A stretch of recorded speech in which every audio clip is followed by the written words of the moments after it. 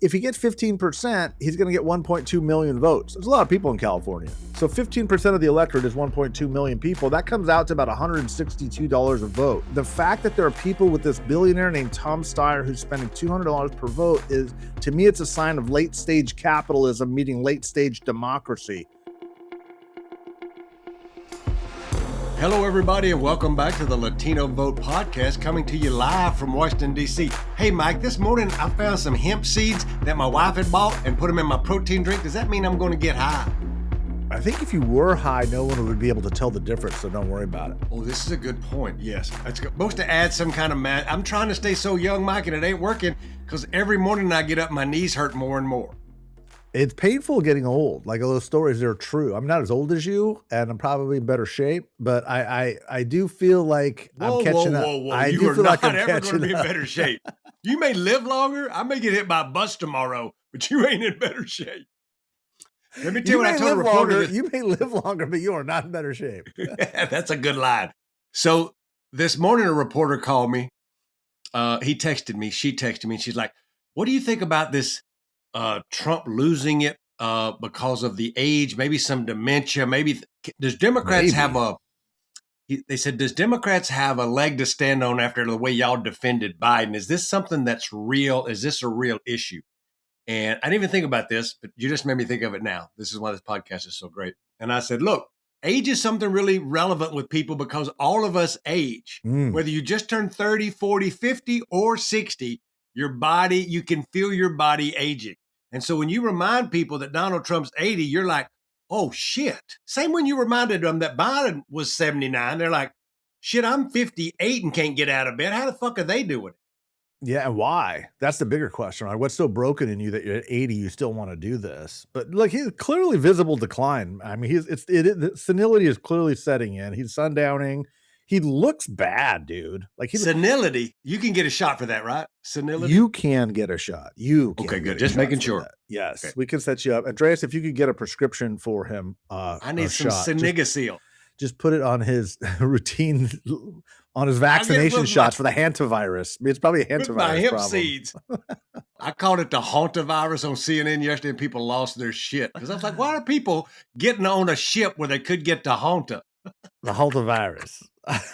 It sounds bad. Yeah, it is bad. It's not good. What else have you been up to? I did see on CNN, but I saw you at the Latino Victory Fund Gala. Last night they call it Voices. It was good. Look, every now and then, just to keep us, so we all check in, for those of us who ain't on the group chat, Mike Madrid, we get together and just kind of talk to each other and just see what's going on.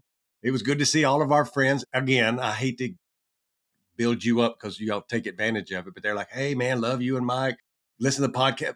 That means we love Mike and we'll listen in on you too. Because I had at least 10 people that's like, man, we've never met. I listen to the podcast. I love you. Is there a way we can get Mike silenced? We would have a lot, but we love you and we like the podcast. So It was nice to hear all the fans out there. There are people talking about the Latino Vote Summit. It was a good evening.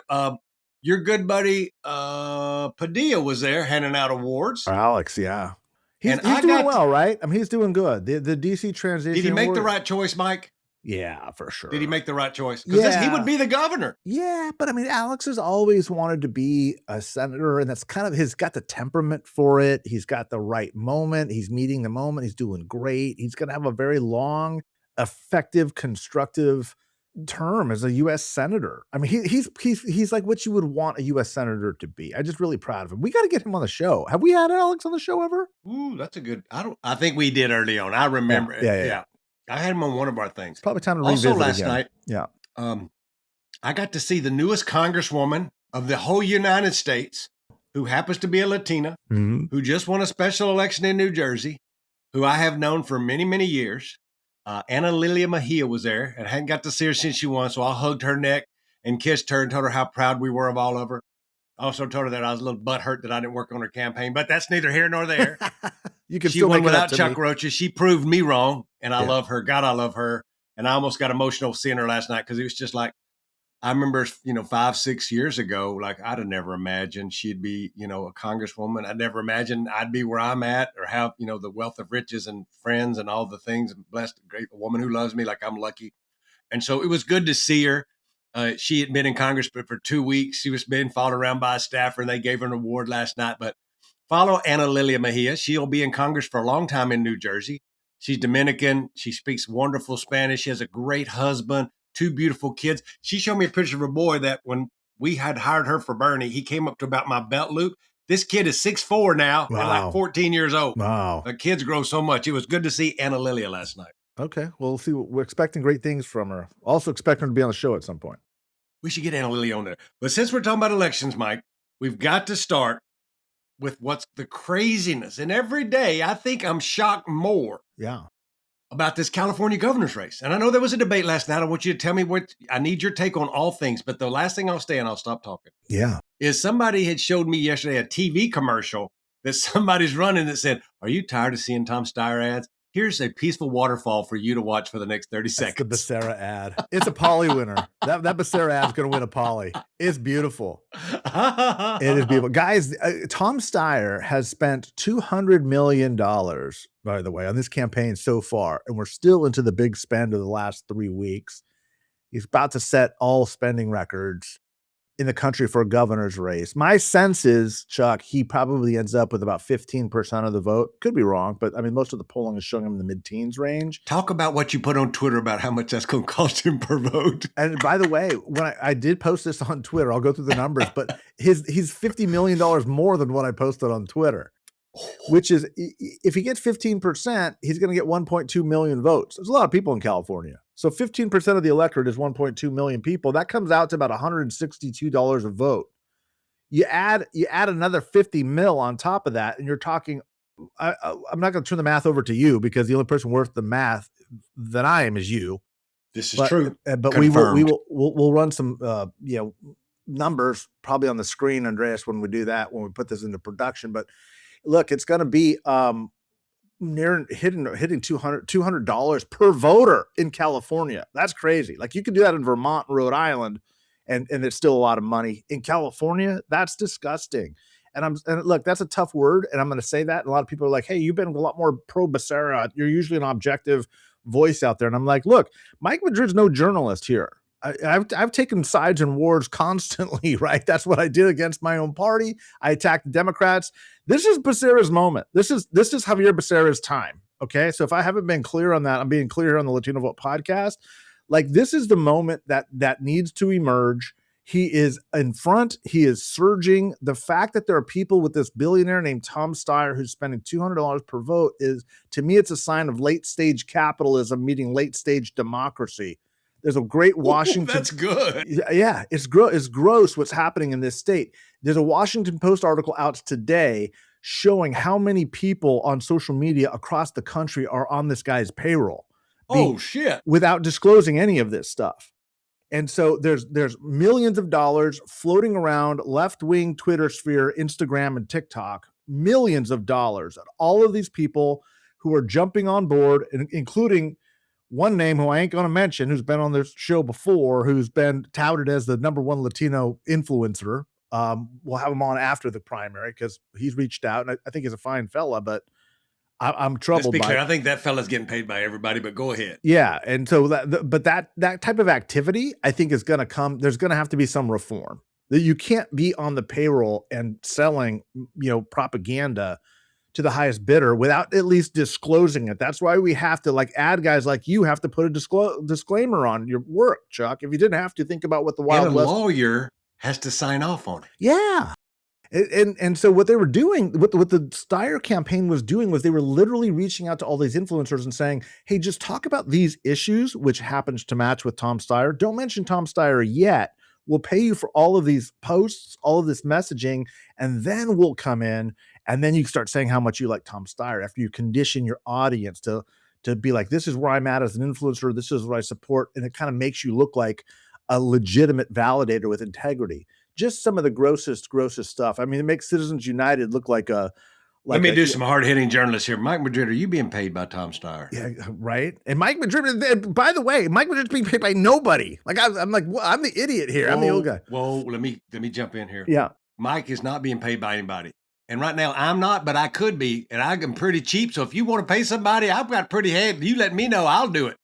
You give me a check right now, I'll do it. Just let me know. Nobody's paying me shit. Put a for rent sign on this, Andreas, when it goes up. Right here. You need some no peso, no say so over at the Rocha household. Let me know how much it's going. It's not cheap no more because we waited too late, but I'll get out there and talk about how good Tom Steyer is. So I think there's going to be a lot of egg on people's faces, especially, and this might hit a little bit too close to home, but the Our Revolution people selling out to a billionaire, now supporting a billionaire and the millionaires, like the Bernie Bros, or Bernie Bros for billionaires is like the TikTok handle I'm looking for. In seriousness, where do you think the Latino vote, we've watched it kind of move around here, and that early on you had given me one of these legendary posters. I think it's like 6 weeks, 2 months ago now, when we were out in Sacramento. You let me see some of these. You talked about it a week later. I'll get to the point. The Latino vote had not been totally with Becerra. He had some help. At that point, Eric Swalwell was winning the Latino vote by a little bit, not by much. Yeah. Tell me how you've seen in 6 weeks that vote move around. That's a great question. So yeah, and I did some polling with David Binder, your favorite name, your favorite Democrat. Binder. This guy, he must be good. Yeah, Binder's good. Binder put out, we put out some numbers back in February showing Swalwell was leading with Latinos, not by a huge margin, but the point of the survey was that Latinos were not voting as an ethnic bloc anymore. Even in California, with 2 Latinos on the ballot, nobody was winning like 35, 40, or certainly not 60, 70% of the Latino vote. Huge swath of undecided. That has changed. Becerra is now commanding the field. He's now at like 65% with Latinos, which is close to a traditional range, not exactly where you would want it to be.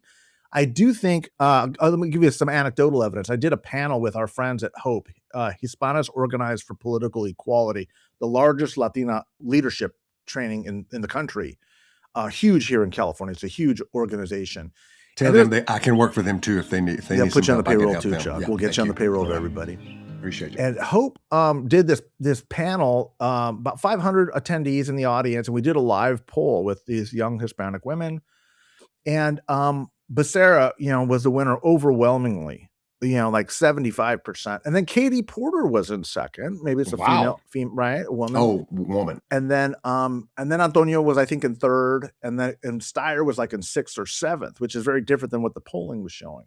My points to all this is to say, your question is the right one. The Latino vote is rallying. It is coming home. The narrative that is emerging is we could have the first Hispanic governor, Latino governor, since Romualdo Pacheco in 1875 here in California. And here's what I love about this story at this moment. If California elects Xavier Becerra as governor, if he becomes the nominee, the Democratic nominee against a Republican, the chances are 99% assured who will be the next governor. You will have the son of immigrants who grew up in a Latino working class household as governor. Monique Limon, who you've met, our good friend Santa Barbara, from Santa Barbara, is the first Latina to be the pro tem of the Senate, the leader of the Senate. She is the daughter of immigrants from a Latino working class community. Robert Rivas is the Speaker of the California State Assembly, who is a son of immigrants, Latino working class family. And of course, our good friend Alex Padilla, a U.S. Senator, son of immigrants, Latino working class family.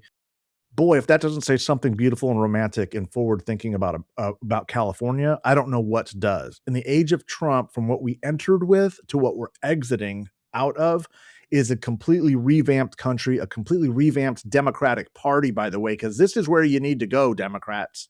And I say this as somebody who is oftentimes critical of the Democratic Party, but a fierce advocate for obviously my Latino community, is if the Democratic Party can get out of its habit of electing rich, white, progressive people from the Bay Area over and over and over, looking at you, Marin County, you've got a chance at getting back to relevance with the working class. That's what the Ruben Gallego story is. That's what the Catherine Cortez Masto story is. Gabe Vasquez, Ben Lujan. That's what this story is. And if California does that, you move away from the white, elitist, college-educated, rich, hoity-toity liberals that are out of touch with working class people, and it puts you square in the center of where all the demographics are moving to get back to the 270 map. So if you're not a Californian, you don't think it's a big deal, you're wrong. This has tectonic, massive impacts on the future of the Democratic Party and its relevance, and it's all happening on June 2nd. So buckle up, boys and girls. Screw your wig on tight. Yeah, tight, not twite. Yeah, twiter. And get ready for a really important race, because we're either going to go back to what we've always done as the Democrats go back to what they've always done, or they're going to chart a new path. We're recording this podcast a little later than normal on a Friday, so it won't be out till next week. Today is the 15th. Andreas hates when I do this because it puts pressure on the production team, but it will be out at some point next week. So I'm telling you that because the next thing I'm going to talk about as it relates to California is about dates. Dates. Mike, I know you don't know, and it doesn't happen simultaneously all at once, and they kind of roll out, but give me somewhat idea of when now ballots, we expect them to start showing up at people's houses. And yes, I know everybody gets 3 ballots. I know they send extras for folks who need to vote more than once in California. I'm just asking when they start arriving. When ballots will start arriving in California? When will you start seeing them in people's houses holding ballots? Shit. Bro, we got them 2 weeks ago. Y'all sent them out early. How many extras did you get? This is my third ballot. Third ballot. I knew it. No, I'm kidding. No, he's joking. They were all mailed 30 days out of the election. So we've had them for about 10 days now. So people have had ballots for 10 days. And this is to your point, when you really start seeing the advertising ramp up is when people are holding ballots. Yeah. And this is my point. And this is interesting because this is a little bit different from what we see in other states. Is we have a ballot tracker. We've got ballot tracking firms who every day give a count of how many new ballots are in. There's over 500,000 people have already voted. And that's only about 2%, I think, of the entire electorate. Whoa. So you got a website. Yeah. I think it's PDI or something. PDI you tracks. You can go in there. Yeah. And you can see daily. Every day they will email you an update. How old is this data? Is it 4 days, 5 days lag? It depends on the counties, but so it depends on either a couple of days or no more than like four or 5 days. But it will start being a daily counter now. It's every day there's an update, and some of the counties will be, a couple days old, some will be immediate, but it's very accurate, it's very up to date, and it changes your political strategy and who you're communicating with. When do you shift away from broadcast TV? Because as you know better than anybody, if you're buying broadcast TV and there's 500,000 voters less every day, that medium becomes very expensive for less and less return. So you got to go to mail, you got to go to digital, you got to go to the phones, you got to go do all those other things. And for those of you at home, there's this where a lot of what the old school ballot chasing was really, really like, how do I say it, Mike, in the fancy word? It started in California. They got good at field, knocking on doors and chasing ballots, getting folks to send them in, and then chasing them with phone calls before we had 1 million people texting you to donate $10 when your phones really work. And they still work.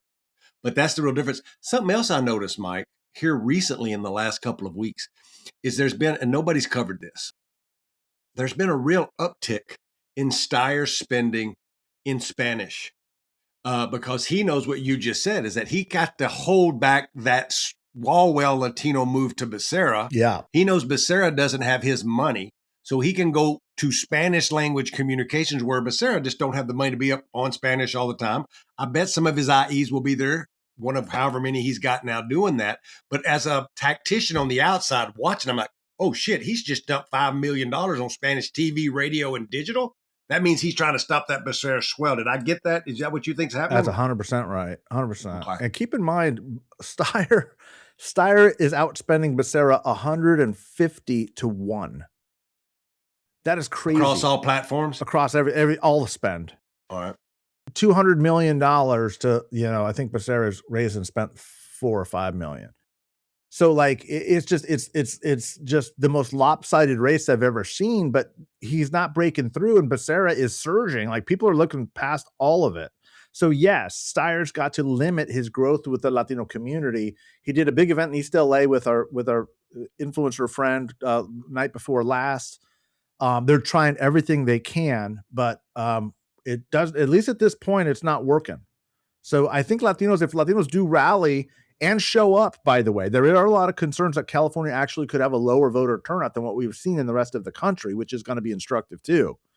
If that is the case, then I think you're going to see something, very different. But the size and the percentage of the Latino vote is going to be very instructive for where this is all heading.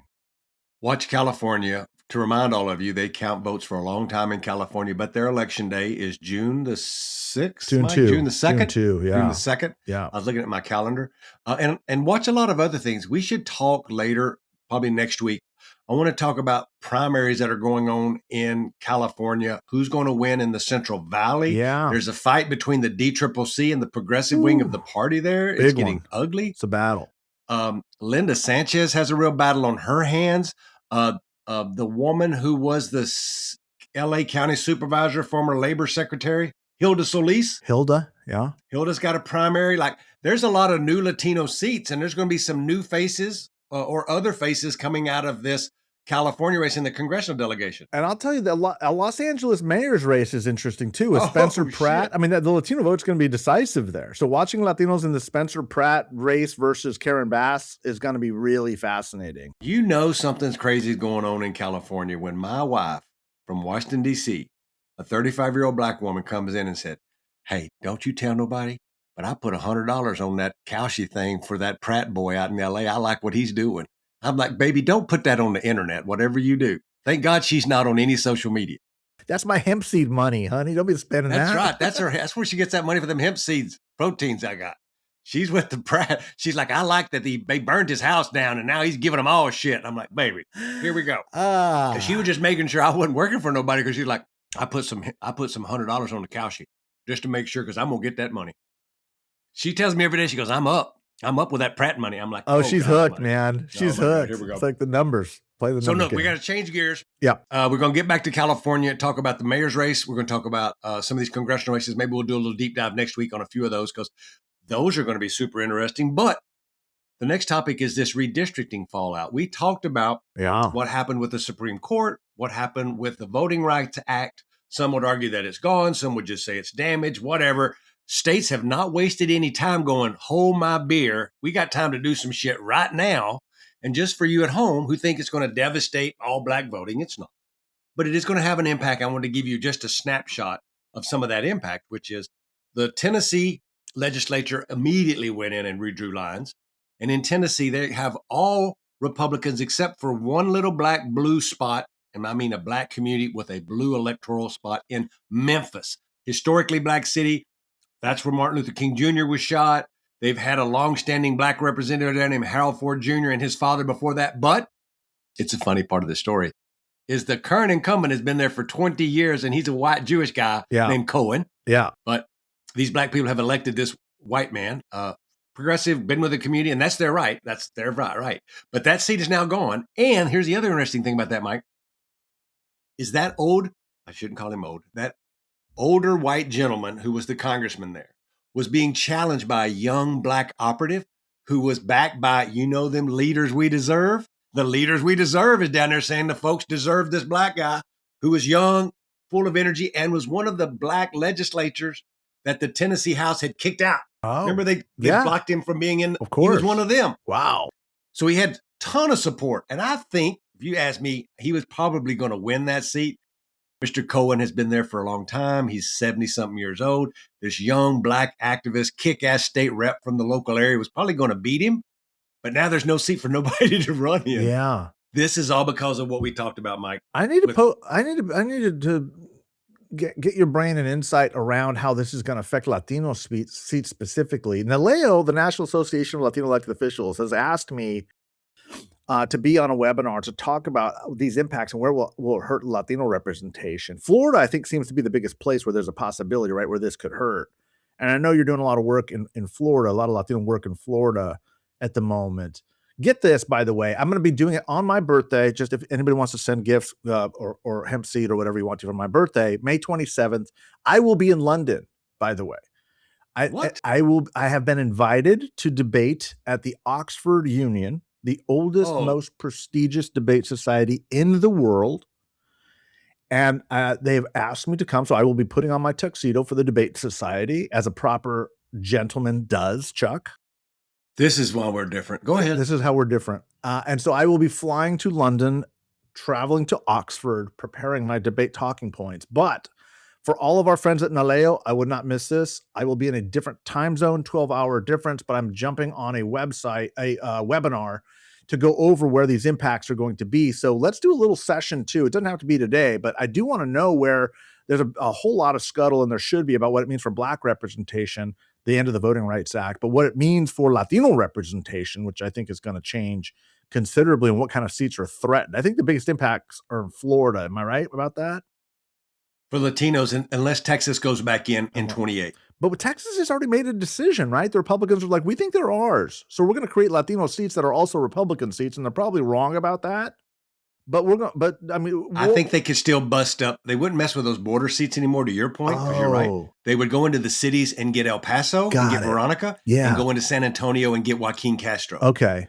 In the cities that are very blue. Yes.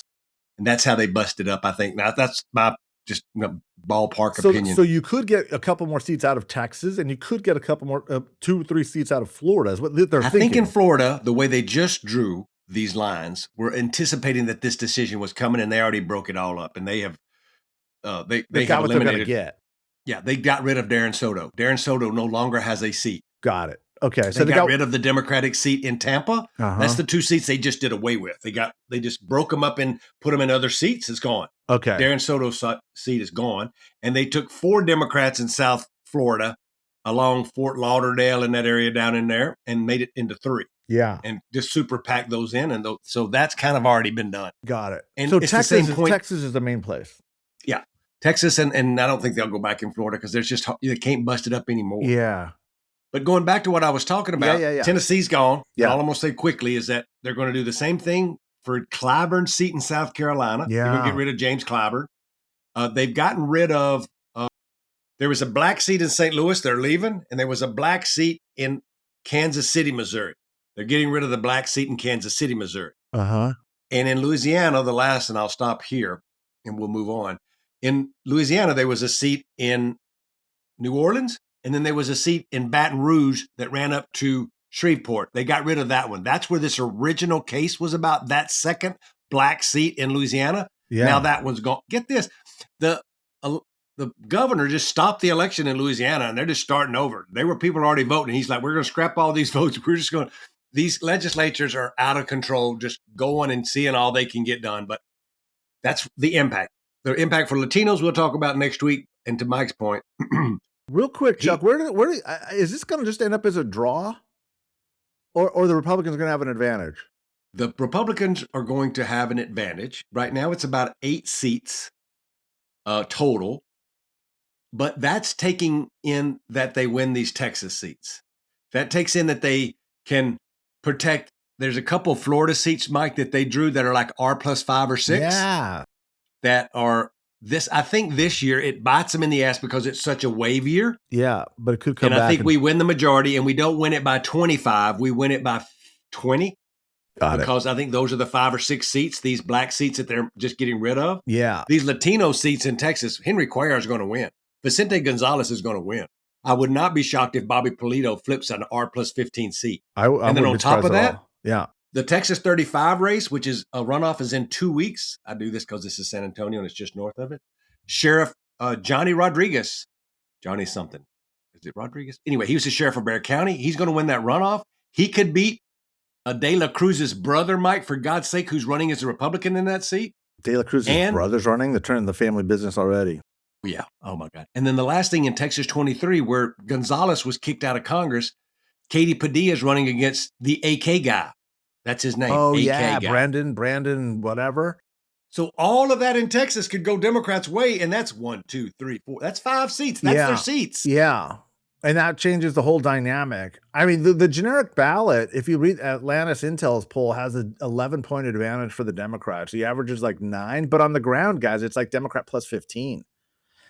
This is, like I said, there's a lot of seats that are in play that people aren't considering right now. And they're going to be Latinos that are going to throw this into contention. Like you said, that whole region, you just mentioned every one of those seats.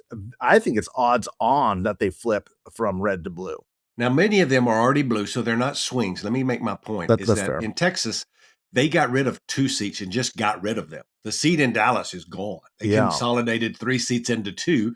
And our good friend of the pod, Julie Johnson, see what I did there, is running against Colin Allred in 2 weeks in that same runoff in Texas on May the 26th. So there's no more Latinos in Dallas. There wasn't ever before, but there's these 2 Democratic seats in Dallas. There were 3. Let me finish.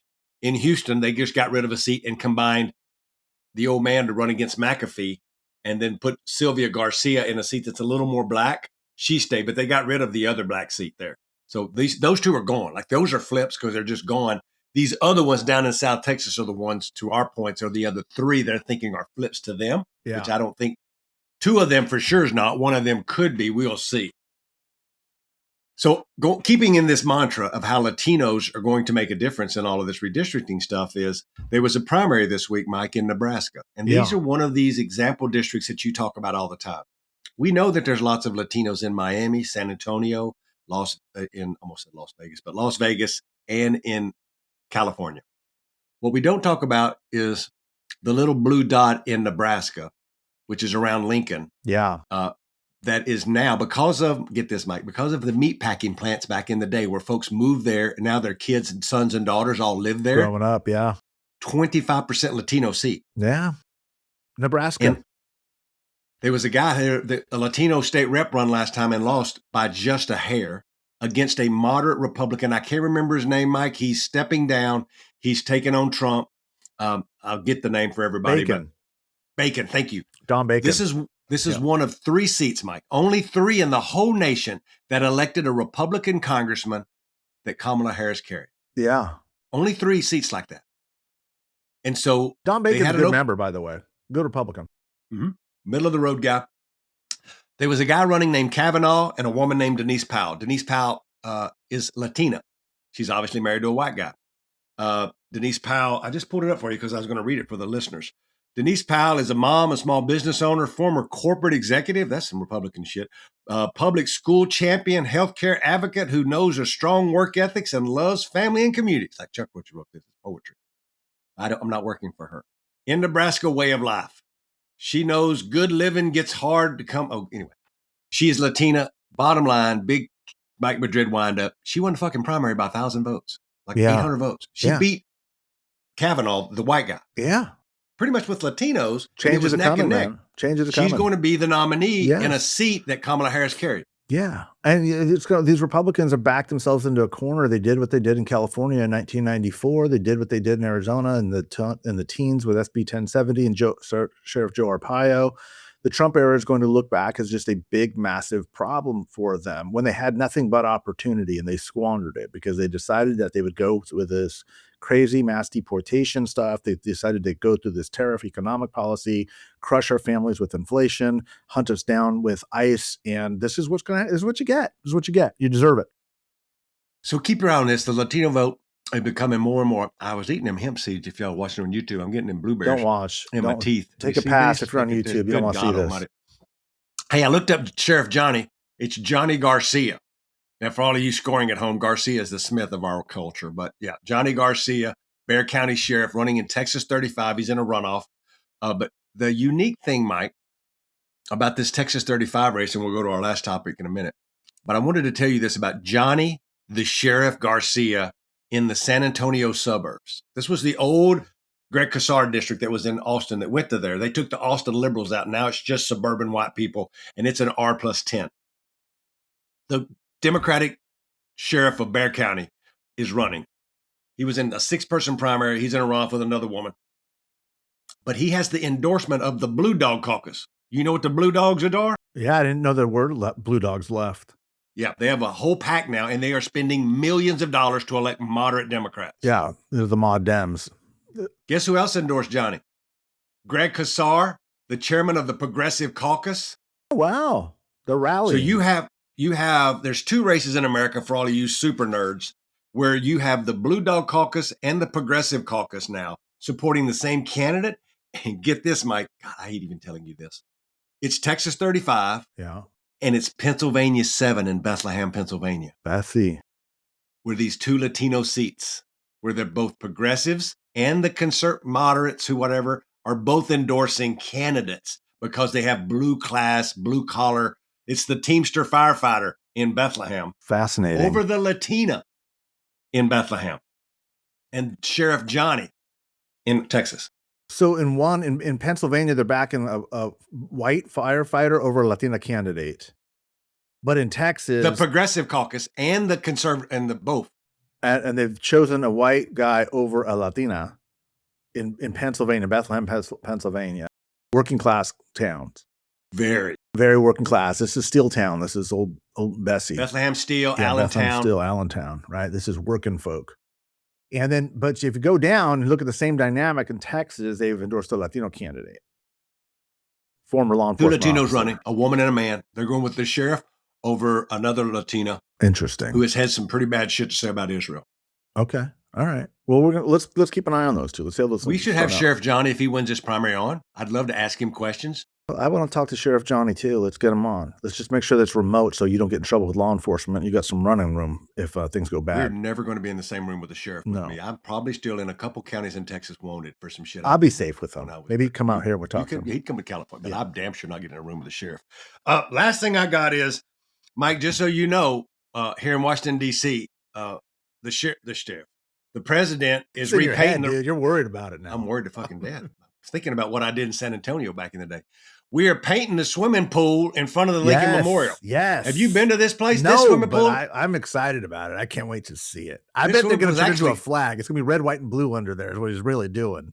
It's leaking. It's 5 different shades of blue. And for all of you at home who hadn't been to the reflecting pool, it's a historic place where Martin Luther King gave a speech. It's the reflecting pool, of course. One time Forrest Gump jumped into the reflecting pool to help Jenny. Yes. Jenny. Yeah. Jenny. Yes. And for all of you there, it's a lot like Mike Madrid. It's really wide, but it's really shallow. And it's really long. Just for your all. This Oxford bullshit of going to London in my tuxedo. He's a mile wide and an inch deep, just like the reflecting pool. Yeah. They should call it the Forrest Gump reflecting pool. Is what I'm surprised that Trump hasn't done that yet, right? Like more people think about that as in terms of Forrest Gump, and I hate to say this about my own country, than Martin Luther King Jr. America. I have a dream. Absolutely. Right. Absolutely we do. And I would not be surprised for one moment if Jenny?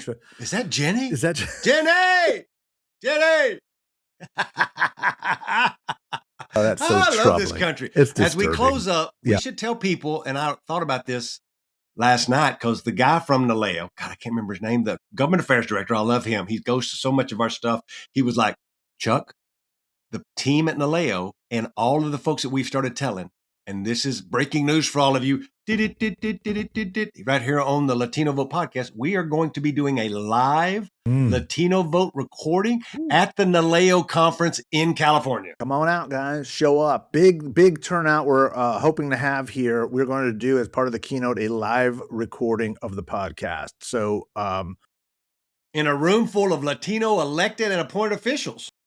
Yeah, so you're going to have to behave because there's probably going to be doing this at the forum because I've been hearing they want to see me at the forum. There's going to be some law enforcement officers in there. You're going to need to be careful. It's California, so law enforcement's different in California than it is in Texas. So you're probably not. I can smoke dope. They let you live on the street. I've been to California. Yeah, I'm worried about a Texas sheriff. California, I can run naked down the street. They won't follow me. One time I was in Sacramento and I watched a grown man shit in the street. Anyway. It's a story for another day. Going back to the positive, we are going to be live at NALEO. Yes. At their annual convention. Yeah. From the main stage. We want to hear. Yeah. Think about this, guys. All of you who listening who put up with Mike Madrid shit. Tell us what you want us to talk about at that recording of this podcast. In front of an entire room of elected state reps, city councilmen, mayors, dog catchers, water utility folks from all over the country. NALEO is the preeminent gathering of Latino elected officials. Yeah, and a longtime friend for both of us. I mean, for 30 years, we've been supporting NALEO. If you are an elected official and are not involved in NALEO, you're missing out. This is the best networking opportunity, the best way to share ideas, see rising stars. Alex Padilla, our good friend, the U.S. Senator, used to be the president of NALEO, and I could just go on. But it's an honor to be there. You and I have done a couple keynotes there over the past few years. I think we were in Philadelphia last year at their annual conference. It's going to be in California, where I think we're about to make history with this governor's race. It'd be great to have a Xavier Becerra make a surprise appearance and come back on the show. Got to interview him, but it'd be great to have you sit down with him, both of us. Knock on wood. I don't want to get too far ahead of myself, but I think it's going to be a great event. I'm excited about it. We're going to get to meet and reconnect with a lot of old friends, thousands of mayors, council members, school board members, county supervisors, state legislators from all over the country going to be convening in Los Angeles. What date is it, Chuck? Do you have it in front of you? Yeah, because we do this podcast is also second as our what we call our Latino Vote business meeting. Mike does not even know when I'm actually coming out there, and I already. Well, it's right after our summit on June 23rd in DC. It's like right after. It's in July, and it's on the. We're going to be speaking on the 15th of July. 15th of July. It's on a Wednesday. Some of you white people call that Hump Day, and it's going to be at 3:00 in the afternoon. Now, Mike, I just booked my flights, because you know I don't waste time in booking flights. And for all of you at home, they're paying for me to come out there. So if y'all want me to come speak at your gathering, you pay Chuck. Again, no peso, no say so. I will come say some words at your gathering, but you got to pay me to come out there because I'm barely making it. Anyway, you can pay him in hemp seed too, by the way. If you're short on cash, hemp seed is good. Just pay him in hemp seed. So this is what I asked for you, Mike. I'm coming out on the 15th. I'm only going to spend one night in California because if you're there more than one, you got to file as homeless. But one night on the 15th. And then I'm going to stay overnight, and I'm on an 8 a.m. flight Thursday morning, come right back to D.C. because my wife don't like me to be gone very long because she misses me. But on the 15th, I'm going to need you to think of the best place for you to make your case for Mexican food in Los Angeles. I love this. And I need you to take me to get proper California Mexican food and in Los Angeles. I'll tell you what we're going to do. We're going to make this a big event, actually. I'm going to bring Gustavo Arellano, who we've had on the show before. Oh, I love Gustavo. Gustavo literally wrote the book on Mexican food. Okay. There we go. On the history of Mexican food, spent a lot of time in Texas. This man is it. He's the dude. We're going to bring Gustavo. He's going to take us. We're going to do We should bring a film crew. We should do the whole thing. We're going to do the whole thing. So I love it. We're going to do that. And then we're going to go to Texas. We're going to take Gustavo to Texas with us. And we're going to let you, or DC, whatever you think is the more authentic. We'll do that with Bobby Polito. We'll do that down the valley. DC Mexican food and Texas Mexican food is very similar, especially when you compare it to California. Fuck you. And your hemp seeds. Oxford ass. Look, for all of you listening, don't forget the Latino Summit is coming up. I'll say that again slower when I don't have hemp seeds in my teeth. The Latino Vote Summit is coming up on June 23rd. If you would like to be invited, you should drop us a DM. We are currently literally having a meeting in 2 hours from now. That's not going to be live in front of y'all to go through the invite list. And we're going to be building out the panels of the speakers we're going to have. Again, we've already secured Ruben Gallego to do a town hall at lunch. I talked to him this morning. He is pumped. He is going to be there. He's going to hang out before and after with us. Get your questions in on that. But if you want to be invited, we need to know that you're interested in why you should be invited. So send us a message on any of our social media platforms, and we will make sure that you're invited. Thanks to everybody who's already reached out. Mike, do you have anything on the summit before I close this out? It is invite only, guys, and we don't have it's not going to be a huge space. It's sufficient. It's big, but if you're planning on being out there, let us know. I've had a number of people reach out on the California side who are saying, "Hey, what do you think?" And I think all of the people that have reached out, we've said, "Okay, yeah, that makes sense." What we're really looking for is people who are willing to kind of advocate for the community. Sort of what you learn and hear on this podcast is I'm not interested in people who are so, consumed by being a Republican or a Democrat that they can't see our community's needs. If you're willing to stand up and say, "Hey, I can support Democrats on that if you're a Republican, or I can support Republicans on that if I'm a Democrat," that's where we're going to get to somewhere on this. And so I'm excited about it. I think it's going to be great. That the expectations are high, as they should be. The interest is higher, and the invite list is growing rapidly. And I think we're going to close out really strong and just have kind of a very, very big audience of like-minded people and a network around this country. That's the goal. That can make some significant change and push both parties to start advocating for our community. I'm very excited about this. And if you know anybody who wants to be a sponsor to help us offset some of this, big shout out to 3 new big sponsors that we have that are come in at a big level to help us out. Big hat tip to Univision Televisa. Big hat tip, literally hat tip to Telemundo and to AltMed out in California. Thanks to Mike and his team who help us run that down. Number of other sponsors are coming in as we speak, but those 3 have already said, we're in. We want to be a part of this. We want to be a part of this community. Spanish language advertising is a big thing in our community. All the things, like I could go on and on. I'll just say, we're excited about this. Have a great weekend. Have a great week. If your mom and dad are still around and lucky to have them, give them a call. And don't forget, if you get the hemp seeds, you're going to have to need a toothpick to get them out of your teeth. Y'all be good.